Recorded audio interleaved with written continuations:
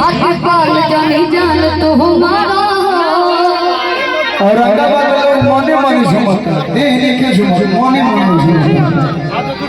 कुछ लोग मोबाइलों में सुनते। चलिए ढेर सारा पुरस्कार आशीर्वाद जी हाँ दोस्तों, खत्म ना होगा। सतीश सिंह मोनू जी की तरफ से ढेर सारा पुरस्कार। शिल्पी जी कृपया करो कि जे 01118909 जिनकी भी गाड़ी हो वो कृपया भैया अपनी गाड़ी के पास जाइए। ड्राइवर साहब चलिए ढेर सारा पुरस्कार। काजी सब ठीक है ना? निरंजन भाई आप बोले कि एक बार बोलिएगा तो सभी लोग बोलेंगे, लेकिन केहू नहीं के बोला। कौन बाबा सब ठीक है ना?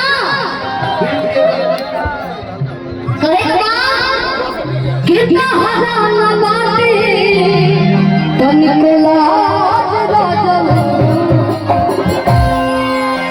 कि छाने छाने बदले अरे तोहरो मिजाज राजन कि धोखेबाज राजन उड़नबाज राजन। सतीश आया ना कि खाके पाल जो ही जान तो हमारा हो, पाल जो ही जान तो हमारा हो, दिल से अपना हो तो भागा हो, दिल से अपना हो तो भागा हो। सहारा नाचे सहारा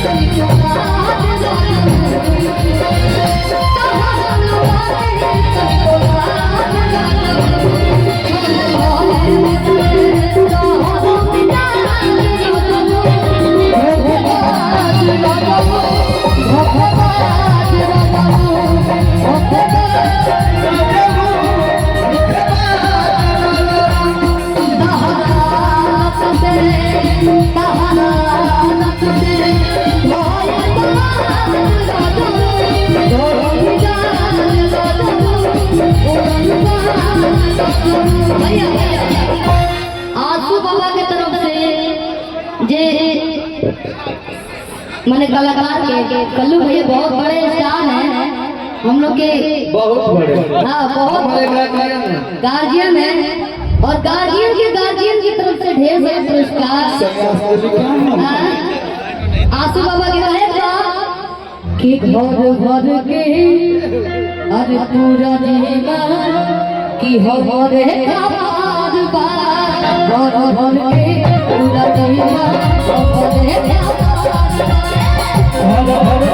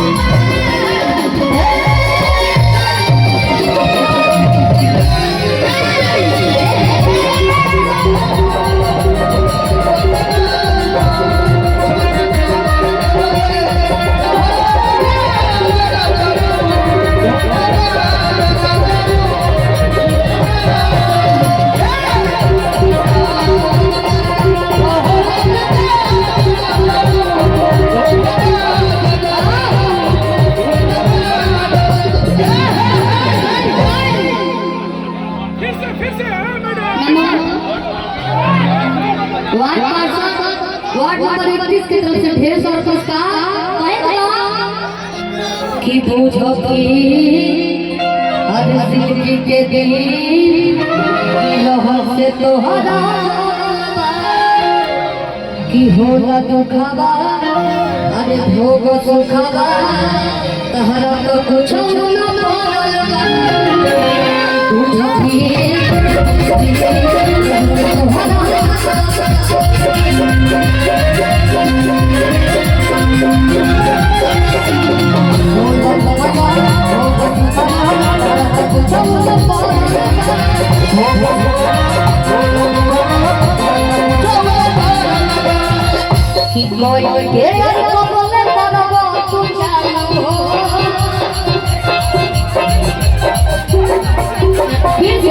ये लाइन गाऊंगी पूरा गाना खत्म हो गया दी चलिए बहुत पुरस्कार हो कोई मेरा पन्ना मानो तो चालू हो